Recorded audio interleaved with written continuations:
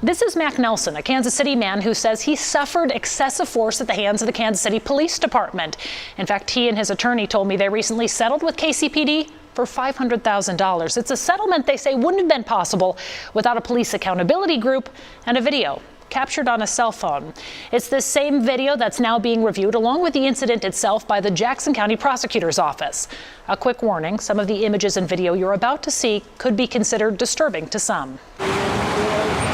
It's been almost a year since the pavement outside this Kansas City gas station was marred by bloodstains from two separate incidents that happened just hours apart. Two things they share in common: both involved Kansas City police officers, and both were caught on camera. First, on August 8th, 2022, a man was shot and killed by KCPD, a shooting that was ruled justified after surveillance video showed him nearly hitting an officer with his vehicle. Then, hours later, police said a witness to that fatal shooting fell to the ground as he was resisting arrest. But his attorney and witnesses argue this cell phone video tells a much different story. As you watch, pay attention to the right side of the screen, almost off camera. It happened so fast, we're slowing the video down to give you a better look as Mac Nelson's body hits the ground. Steve Young was the man who happened to be recording at that very moment. A founding member of KC LEAP, the Law Enforcement Accountability Project, Young and his team of volunteers make it their mission to respond to police-involved shootings, also they can monitor the investigations that ensue. We will actually document the whole scene. We'll stay until the scene is clear. We'll actually question any witnesses, any people around in the area. We do our own canvassing.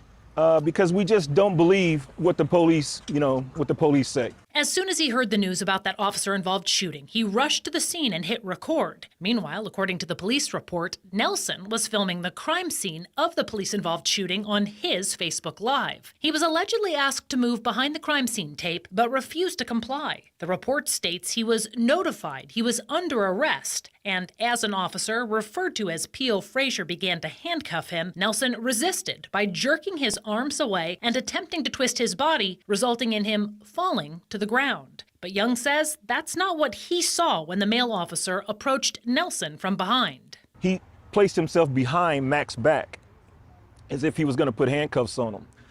And so from the time he got over there and he got behind his back, he picked him up and just body slammed him. It was like there was no conversation or anything. He wasn't doing to y'all. He wasn't doing nothing to them. I know. He probably slammed his head on the ground. Nelson was eventually taken to a local hospital by ambulance. According to his attorney, John Paserno, he suffered multiple injuries, leading to PTSD that lingers to this day. He sustained numerous cuts, bruises, lacerations to his head, to the top of his shoulder, to his arm, and his face was split open pretty well. Blood was gushing out. He had to get, I believe, 11 stitches, some on the exterior of his face and then some on the inside to close up the wounds. Paserno filed a lawsuit on Nelson's behalf, alleging excessive force and claiming officers lied on the police report. He says rather than take the case to trial, both sides reached a settlement of $500,000. But it's not a matter of case closed for Nelson just yet. That's because he was charged with 3 misdemeanors in connection with what happened that night: disorderly conduct, resisting arrest, and trespassing, charges that landed him in jail till he entered a guilty plea. So when he pled guilty, he had been in custody, and as too often happens in America, people plead guilty just to get out of jail, whether or not they're guilty. So for the last 30 years, I cannot tell you the dozens of times that clients, either over at the jail or sitting in my office, have told me, this happened. This officer assaulted me. This officer lied to me or lied in the police report. Paserno says his client didn't know the video existed when he pleaded guilty. That discovery didn't come till much later. But he said it made all the difference in this case. Do you think you would have been successful with this settlement if you hadn't had access to that video from LEAP? Absolutely not. No, there's no case without the video. So tomorrow, attorney John Paserno will be back in court trying to get the convictions against Mac Nelson reversed. KCPD conducted its own internal investigation into what happened, and that investigation has been turned over to the Jackson County Prosecutor's Office, where it is still under review. Now, because of that ongoing investigation, KPD told me they were unable to comment on the story. But what about the officer involved in the altercation, P.O. Frazier?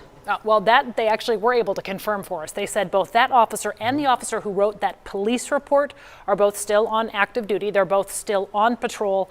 Obviously, if anything changes in terms of any charges or if those convictions are reversed, we'll certainly update our viewers accordingly. All right, just learned Casey Leap's been around for just 2 years now. Yeah, since 2021, they said they're made up of all volunteers and they get called all hours of the day and the night. They respond to these scenes and they try to document everything. All right, Caitlin, thanks for this important story. Appreciate it.